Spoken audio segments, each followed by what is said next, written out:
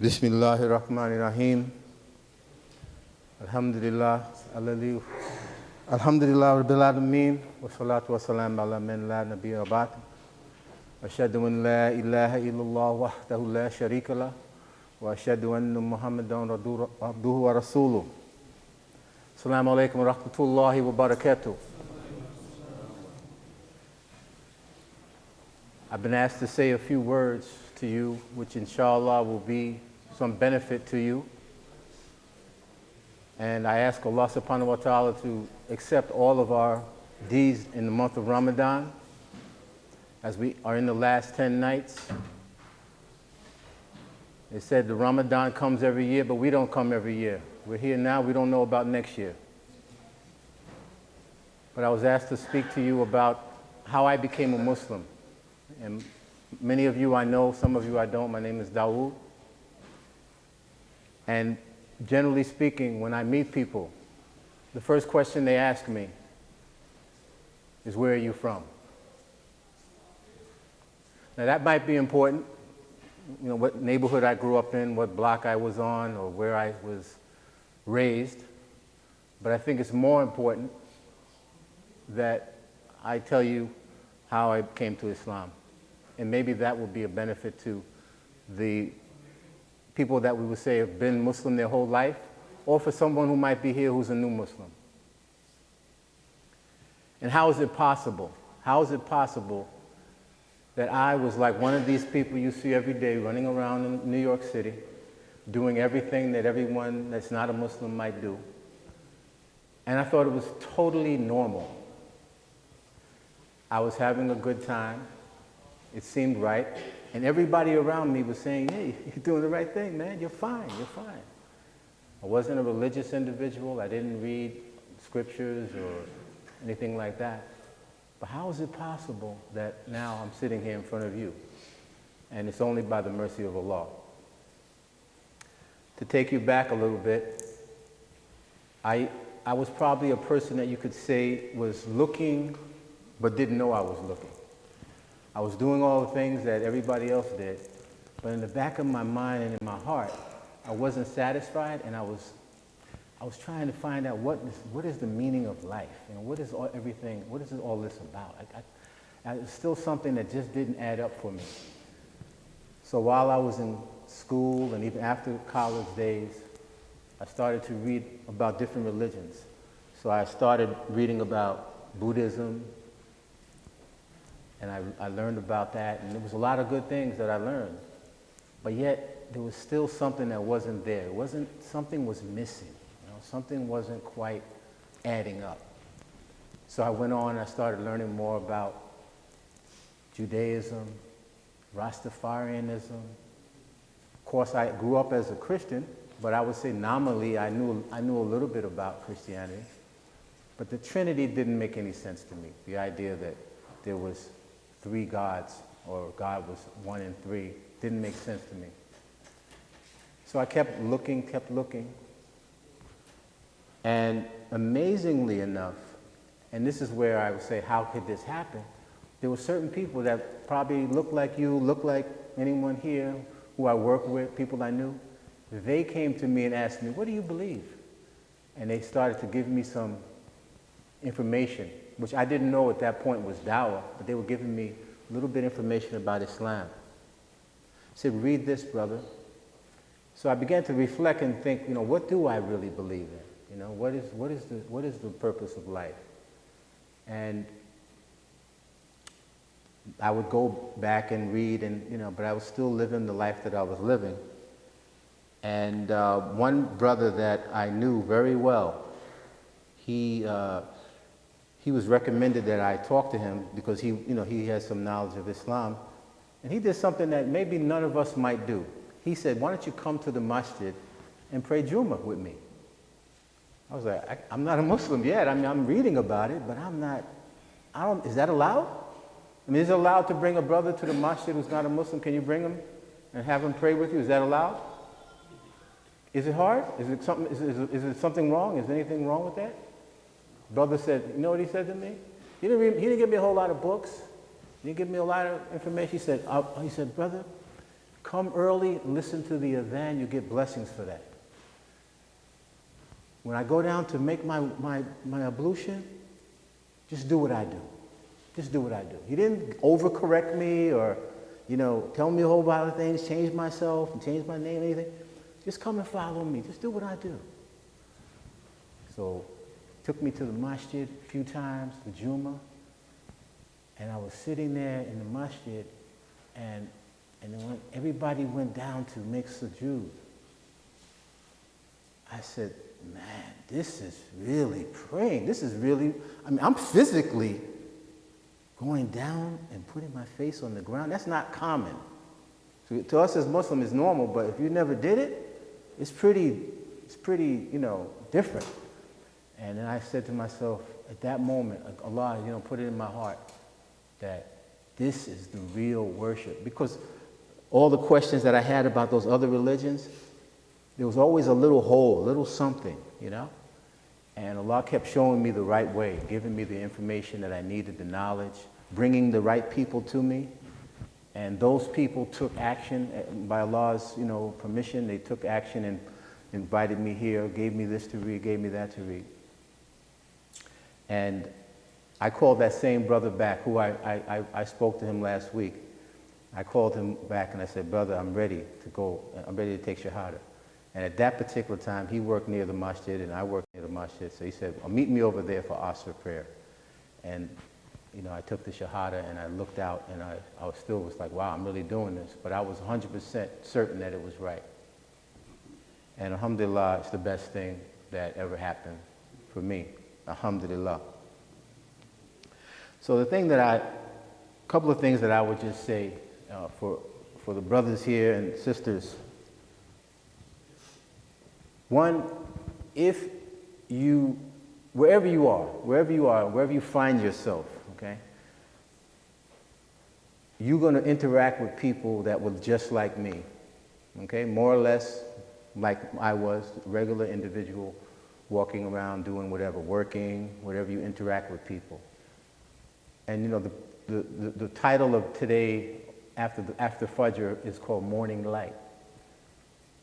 And I would just encourage you to share a little bit of that light with whoever you can, because you never know, the person that you talk to might be like me sitting here one day, and virtually by Allah's permission, and again, Allah is the one who guides us, but that person will, be a Muslim, and that will change his family, his whole lineage for the rest of the time, inshallah.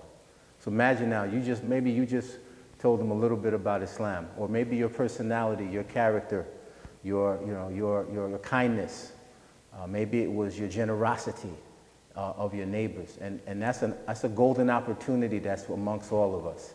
And I'm thankful to Allah subhanahu wa ta'ala that the people that I had around me, they did that. They took the challenge and did that. And in one case, I was someone's boss. I was actually his boss on the job. How many people give their boss dawah? My friend Abdul Wahid, I still talk to him. I talked to him in the beginning of Ramadan. He's the one. He said, I said to him, aren't you going to go to the President's Club, man?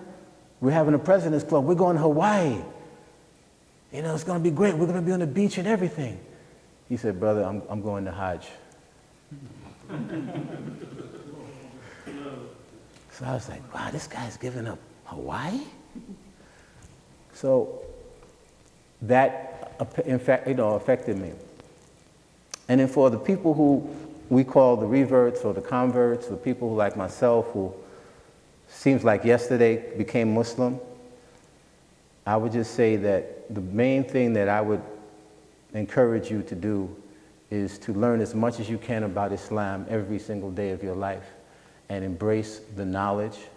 I was fortunate to come here and learn from FCAD Institute even before it began.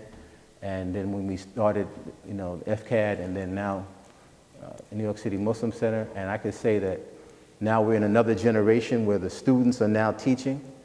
And I would say that if you're a new Muslim or if you've been a Muslim your whole life, take full advantage of whatever is available to you to learn more about your religion.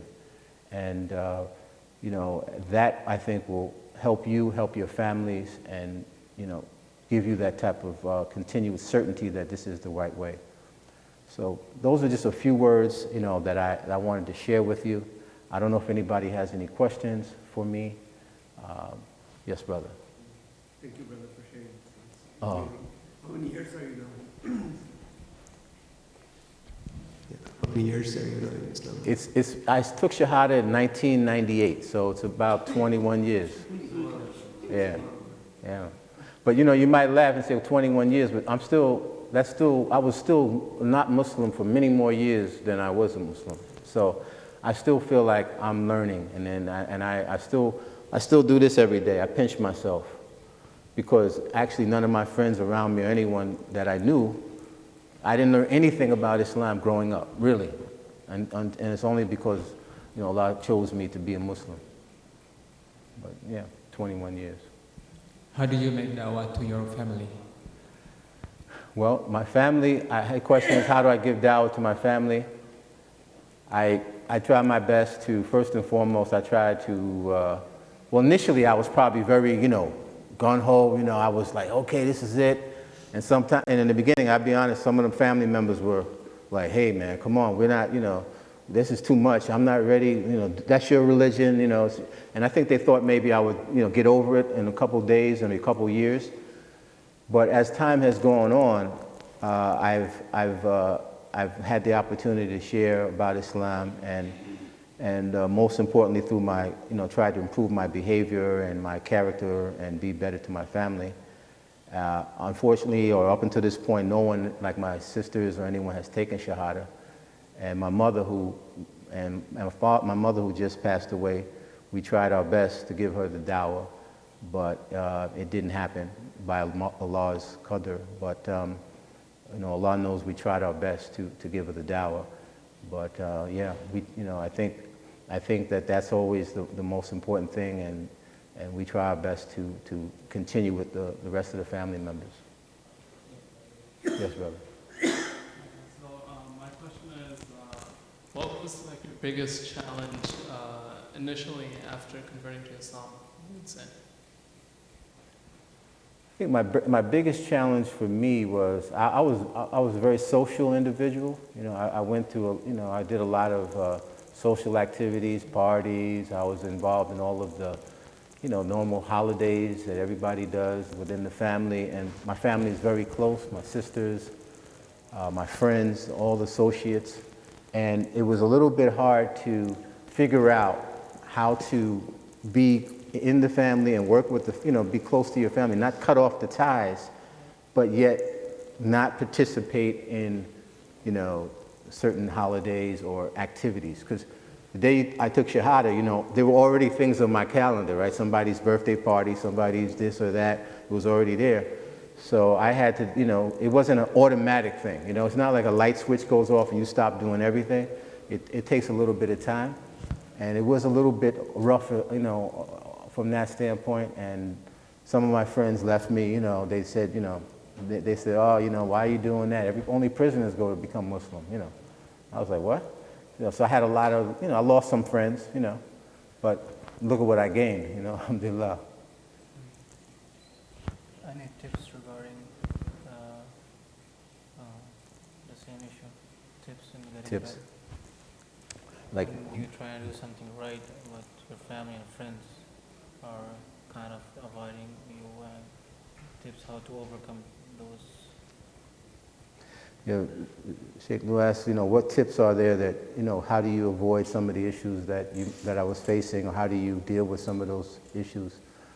I think the first thing I think is that you have to realize, and it's not easy to realize in the beginning, that you made the change by Allah's permission. They didn't make a change. They're still thinking the way they were, and you shouldn't look down on anybody, and you shouldn't feel that you are responsible for making anyone change. But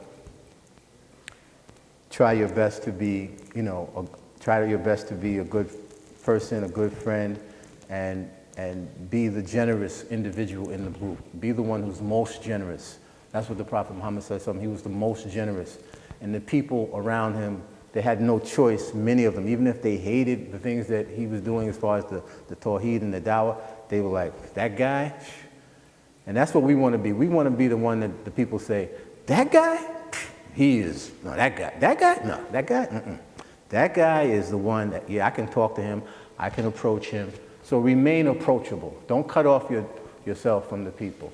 Even though, you might have to listen to a lot of things you don't want to hear, you might have things, just be patient. In time, they'll begin to accept you, and now my family's like, okay, we want to do something together, but I know it's Ramadan, and what's happening, and they're very respectful, So that's some advice. Yes, brother. What advice do you have for Muslim Americans who are handling two identities that everyone should be aware of are socially persecuted or socially not as accepted? So what is your advice for Muslims as well as minority Muslims, and how to handle that, and how to face like the racism that is within the Muslim communities as well as outside of the Muslim community? Well, one thing that I have as an advantage, is a lot of experience growing up as an African American in America here. It is impossible that you don't experience racism in your life. It's something that is built into your daily existence. Wherever you walk, whenever I would go into a room, I can't hide my physical characteristics that indicate my heritage and my lineage. I cannot hide that. I can change my voice over the phone. Good morning, so how are you? I can fake you out that way. But if I meet you, you're going to know that it's a black guy, right? So I'm familiar with that. And I think that that's something that we have paved, we as African Americans have paved the way in that regard, because we've been here for 400 years dealing with that. And I would say that to answer your question, how do you deal with the racism, learn about the history of America and how things got to where they are, because we live in a time now where people just deal with the sound bites, of what happened yesterday.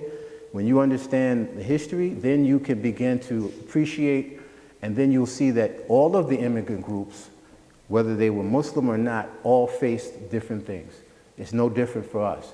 But this is our time, and Allah is making it more knowledgeable for people. More information is coming out on Islam, so you then have to be stronger. You have the tools, giving you some recommendations. Take advantage of those tools, learn about the history, and know that, not everybody hates you, There's maybe some people in the government or something, but there's a difference between, let's say the average individual who's just like you or me, and then let's say a person in authority. So that's something that, if you take it from that perspective and meet people where they are, you'll build relationships that way. Inshallah. Yes, brother. What is the best thing what's the best part of Islam that you really like? Is it up to your expectations? What did you expect and what did you get? What was the best thing? How can you say something's the best when everything's the best, Alhamdulillah. I mean, I always say that when you're, to me, like, how you get on you ever been to the airport and they say, yes, what's your name, sir? Muhammad Ahmed. Okay. By the way, we're upgrading you to first class. You're like, oh, first class? Yes, sir. Take the first row behind the pilot. To me, that's what Islam is. You're always in first class. Allah is always blessing the Muslim. So whether you're going to masjid, coming to something like this, going to Hajj, praying to Hajj, praying to Tarawih. So there's no best thing I can say, because I wouldn't want to say that, but it's all good as we know. And it's like, I feel like that's how it is. Wherever I'm at, I'm always in the best position being Muslim.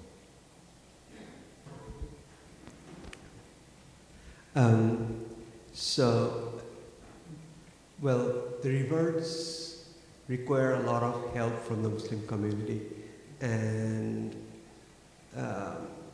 many of us understand that, many of us do not, and many of us do not understand how to support and you have experienced that firsthand.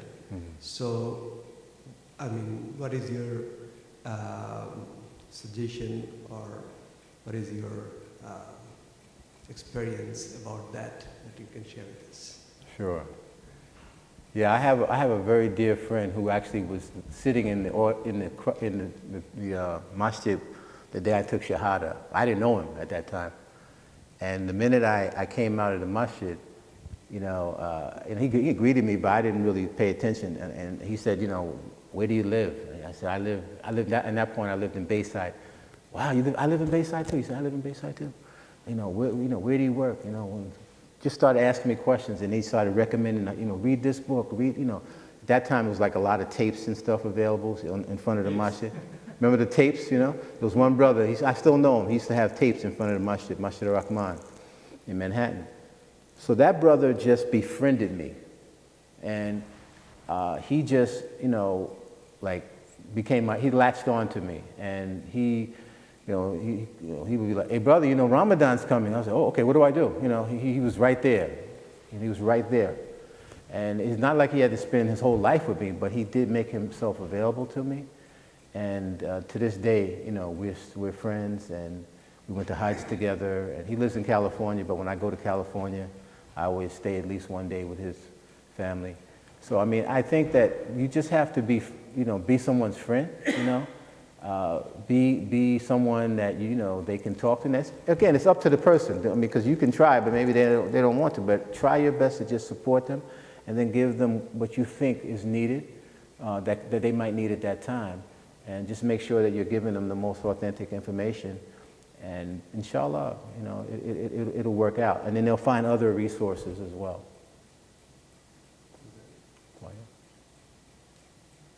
Any other questions? Could you please share very, very first feeling and describe the situation when you, right before you took Shahada, the masjid, the people, and what's, you were married before, right? During that time? I was married, yeah. And then how did you convey, how did you let your wife or your children know about it? And what happened, if you don't mind to share? You don't have to share everything, of course. Well, I think the initial reaction, or the day that I came to the masjid that day, and I looked out into the audience, I was probably like, into the brothers there, I was probably like overwhelmed. You see the brothers when they take shahada, they're like, oh, subhanallah. I mean, it's like, you can't believe it. You know, everybody, all of a sudden, all these people are hugging you, you don't know them. But I just felt, you know, this is the right thing, you know? I mean, I wasn't like, I'm not sure. I mean, it was like, Allah just put that certainty in my heart. And I felt like a burden had been lifted off of me, because, you know, I had, like I said, I was doing like anything like everybody else, but I felt like there was something missing. And when I felt like, you know, this is the thing that I can fully just get into, and it will involve my mind and everything, and I'll just be content, finally be content. As far as my family, I was telling them that I was thinking about it, you know, that I was thinking about accepting Islam. At that time, I was married to a woman, her father was a minister in the church. And they tried very much, you know, in a good way, to get me to join the church. Now, I used to go to the church, but every time that they would say, okay, anybody want to come up and join? I would sit back down. I never did it, you know. I never felt right, and then as I began to learn about Islam, I realized I could never do that. So my wife at the time, she felt like, you know, it's good, you know, it's okay. My husband's a Muslim now. But as time went on, it became a problem, because she's very much into the holidays and all the different things, and, you know, she wants to do things according to that, and I was getting away from that. So it started to create a problem. You know, alhamdulillah, we have a good relationship. We have a daughter together, and, you know, and I always, you know, everything that I could do for her, you know, and she's has the ultimate respect for me and everything. You know, my mother passed away, and she made chicken, and she said, it's halal. You know, so something went inside, you know? So alhamdulillah for that. But unfortunately, that didn't work out, but Allah blessed me with a new family, a new wife, alhamdulillah. And, you know, they just met the two wives, you know? And all the other women were like, they thought there was going to be a fight, you know?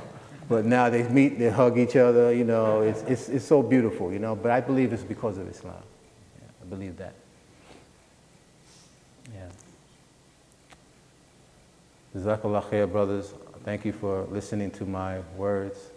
And I pray Allah subhanahu wa ta'ala, He will accept all of your deeds in Ramadan and bless us to complete the full days and make this a day that Allah will, you know, remember that we tried our best to be good Muslims. Ashhadu an la ilaha astaghfiruka subhanaka wa bihamdik wa ashhadu an la ilaha illa anta astaghfiruka wa atubu ilayk. Assalamu alaikum. Subhanallah.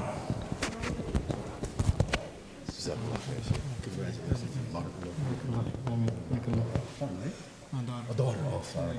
What's her name? Sahla. Easiness. Easiness. Ease. Like that. Yeah, Sahla. MashaAllah. Yeah.